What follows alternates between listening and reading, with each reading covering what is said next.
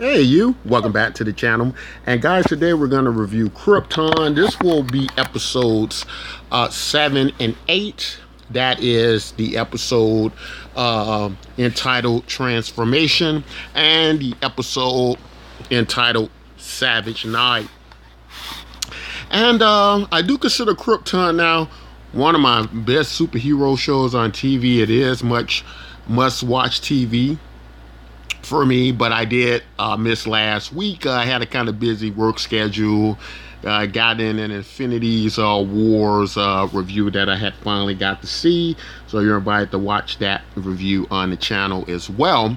But I really like where Krypton's going, guys. I know a lot of people have had some complaints about this show due to the ambition of the show, but the show has really, week after week, really stepped up things as it's went along, and has kept me on board. And it gets a little bit better, as I had always been saying, that the main character Segel, for me, in the acting department, was probably the weakest characters, but the weakest actor for me in the entire show. But a lot of these actors have come off other productions, and they are very good, and they do a very good job. And Segel is all right when it comes to doing the heroic things, but as far as his character and his story, he to me seems more like a back part of the story, similar to what like how Superman is. Like, we kind of hear about Superman and all the great things, that he will do. But as far as it's engulfed here in the world of Krypton, it doesn't really have any much meaning beyond that. Also, I think Krypton is, as a TV show, is interesting enough on its own with the things that happens in a comic book world with Krypton, to where it really doesn't need to depend on Superman so much. I watch Krypton because I'm interested in all of those things that do happen on Krypton, or did happen on Krypton, right? I'm not really looking at Krypton to get a Superman story. I'm looking to get a Krypton story and fill in some blanks about what went on, and this show is a good opportunity to do that. But anyway, guys, we in Transformation, and I'm not going to spend a whole lot of time on Transformation. I'm going to mostly go into Savage Night, but I'm just going to tie up the ends of the story. And we know that with Brainiac, Krypton was left pretty much in his control, with Daryl Vex as now in his servitude, being faced with the choice of, will he kill his daughter Nisa? And I thought that he was going to try to find a way to try to outsmart Brainiac, but evidently that wasn't the case. And Brainiac made it clear to him that he could sense any type of deception. He really does try to kill Nisa, but Nisa proves to be a very capable warrior on her own, and she's able to basically get out of that situation with the help of Segel, who's found out about her situation. He plays the hero as he does. He comes and he saves her, as she was instrumental in allowing him to save Lyta when she was in a similar situation with facing death. And it also, we got to see what happened with the group that tried to assassinate Brainiac at the end. They were all turned under his control with these shards in their head. We got to see Dev-Em was infected, and that Lyta had to, obviously he was shot, and we knew he wasn't dead, but we knew he was in bad shape, as he had been turned. Was wondering what had happened with him. And so Lyta's, you could tell, it's some emotional distress in her decision to do that, as her connection with Dev-Em. And and basically we get Brainiac in control of Krypton, and turning himself into this type of angel of fire and light, or this representation of the fire god or the sun god Ra.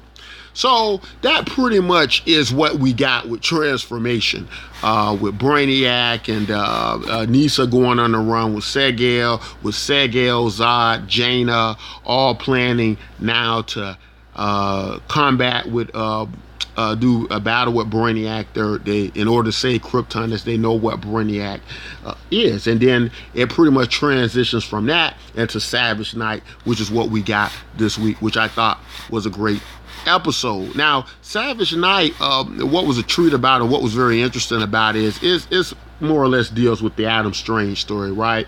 A lot of us who don't really know who Adam Strange is. You know, we've explained a little bit about him in later reviews or earlier reviews, but never really got deeply involved with Adam Strange. But Adam Strange is one of these kind of minor DC characters that does some very interesting things, and we get in Savage Night we get a kind of the show reflecting back on 2 weeks prior, where we got what happened when Adam Strange first came to Segel, told him about what was going to happen in his future, who his grandson was, and explained a little bit about how he moves from the future into different places with the Zeta Beam. So in Savage Night, it's very interesting. We get to go and see what's going on with Adam Strange, where he actually goes when he disappears, and we get to find out he's on a ship. Now, you know, in the comic books, Adam Strange uses the Zeta Beam to. He's basically a human who gets zapped by the Zeta Beam, and we understand in the episode the way they're explaining the Zeta Beam is that it was a device to send information back and forth over light years, but the beam accidentally hits Adam Strange, and he's sent to where these aliens are. One of the aliens is Sardaf and his daughter Alana. And so Adam Strange gets all tied up with them. He's now on the ship, and of course, you know, from that he's kind of, you know, he's from Earth, and so he's basically affiliated with the heroes of Earth, like Superman, and in comic books it's the Justice League, and he's you know, a hero himself using this device. He actually is the reverse of Superman in a way where he's actually a human sent to an alien planet where he becomes the hero of this planet called Ran, but he also falls in love with the daughter of one of the rulers of Ran, which name is Sardaf, who creates the Zeta Beam, right? So Adam's using it, but as we get to see in this show, he steals the technology to try to save Superman. He uses the term he's borrowed it. And they're kind of just watching Adam, because it's quite clear that how Adam is presented, you know, in this production, is that Adam is kind of one of these characters who's mostly just out for himself. He doesn't seem to be serious about much anything or care about much of anything except maybe his own, you know, affairs, what's going on with him. But now he, you know, is raised into the ranks of he wants to be a hero, and they're kind of seemingly watching him in a type of entertainment. Sardaf and Alana, you know, as to say that they know the type of person he is, but this is the first time they get to see him care about something, you know, other than himself, and succeed at something, not be a loser. And so they're allowing him to use the Zeta Beam and try to go through with his mission. But it's all very interesting to see them start to go into these other worlds, as the writers and producers said they would do. So we are getting to see some of that. We've also heard mention of Hawk Girl, who, so they may encounter the planet Thanagard. But you know, that's pretty much the story with Adam. Throughout this episode, Savage Night, he's getting desperate. Nothing seems to be working ever since they found out that he's been withholding information about the destruction of Krypton. Obviously, that's hard for Kryptonians to swallow. They're concerned about their livelihood and worlds as some future world they've never seen, or don't feel the impact of what it means, right? So Adam's trying to cut a deal here, as we got to see with Darren Vex. He's explaining to Darren Vex, what's going to happen with Brainiac, and that, you're dealing with something far beyond your capabilities here. And Darren Vex is listening, of course, to gather as much information as he can for his own self-preservation, something that he's been quite good at, it seems. And on the side of the Resistance, namely speaking of Jaina, Zod, and Lyta, and Segel, and now their alliance with Zod. Zod is coming up with that they need to work with Black Zero to have the reinforcements to even battle someone like Brainiac. And the head of Black Zero is actually the character of Jax and they were also part of a coup. And I don't know a whole lot about Jax in comic books, but I know that they do come up quite a bit. And as we get to see, they did try to stage a coup as well, and they became one of the rankless, started the terrorist organization Black Zero, but basically were against the Guild society, and it seems the understanding is that is why they attempted the coup. But they agree with Drew Zod that facing the alien threat, that they need to all work together on one condition, and that is that Darren Vex, who's put them in that situation, be given over to them, in which Nisa is very much okay with, provided that he did attempt to kill her to save himself, and didn't seem to think twice about it. So we gotta know what type of person Darren Vex is. But what was kind of heartbreaking about this week's episode, obviously, was the situation, what we got with Ona, who is this new kind of disciple of Brainiac, posing as the voice of Rao. And we're led to believe throughout it that he's taken some type of liking to her, and that she may be safe, and Kim is in a one last attempt tries to get her back, but she's so happy, and it seems she's safe for the moment. But we get to learn that after Brainiac is shot in the Genesis chamber, he's seemingly dead, but we knew it couldn't be that easy. But obviously, we got to learn that he's some type of way generating power and feeding off the energy of the embryos that are growing in the Genesis chamber. So it's very reminiscent of what we got in the Matrix movies, with the machines feeding off of these fetuses, like newborn, like batteries. And it's just kind of interesting that in the Matrix is a machine feeding off humans, and Brainiac is a machine as well, and he's feeding off human energy. Kind of strange that that's the biggest energy source that he would have. Look like it would probably be more easy to get energy from a sun or something like that, or a star, but that's what they're going with, and that's what he's doing. But anyway, they managed to shoot him. They managed to seemingly disable him, the Sentry, the voice of Rao.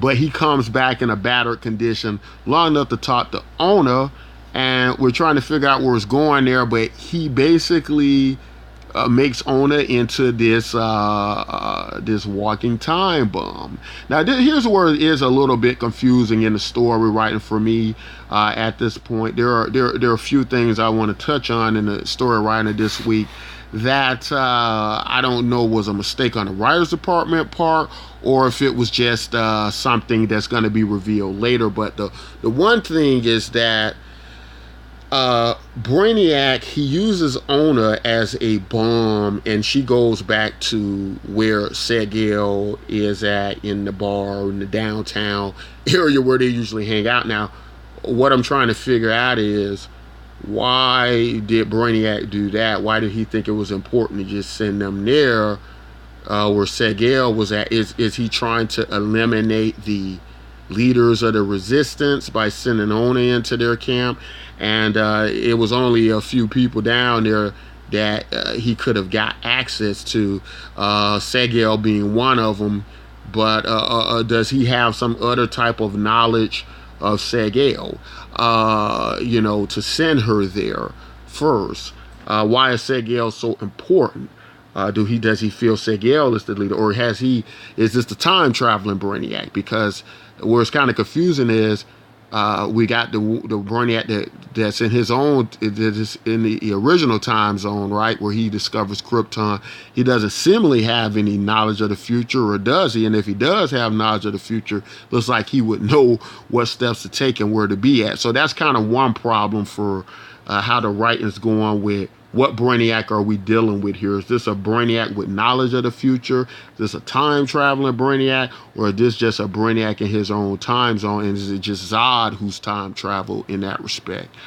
The other kind of thing that kind of bothered me was that there was a part where Jaina Zod is conversing with first with Drew Zod, and then from that conversation she's able to tell Segel about the history of Drew Zod, how he survived because he wasn't on Krypton, but he was in the Phantom Zone. And then he mentions other notable elves like Jor-El, Superman's father, and how he trusted him and was betrayed by him, and that that's how he was able to survive, and that he as well attempted a coup. We don't get the exact reasons for the coup, but he doesn't seem to really feel a need to explain, as he's explaining to what appears to be his grandmother.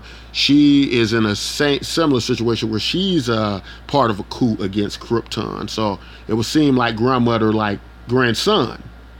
But what's surprising is she then goes back to Segel, and she alerts Segel to the idea that he's there because he's thirsting for power. He wants to rule.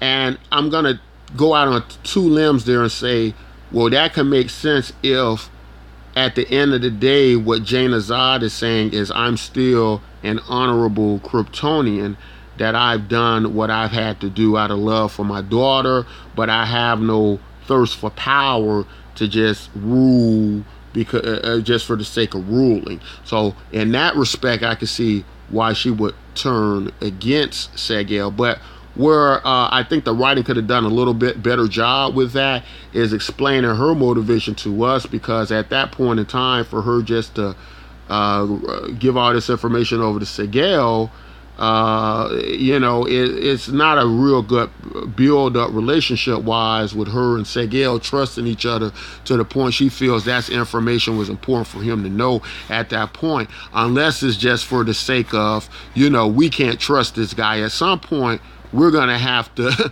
we got to keep an eye on him. And at some point, we might have to deal with him later, because he might, when we have to restructure this government, and try to give Krypton back to the people, we may have to deal with some type of tyrant, or some type of person who is a sociopath, and so I can see that there, but still the writing should have maybe given over to her reasons a little bit, more clear in her writing, to let us know that, hey, this is why we need to watch him, because I feel this particular way about him. But, other than that, it was very interesting. We get Adam Strange.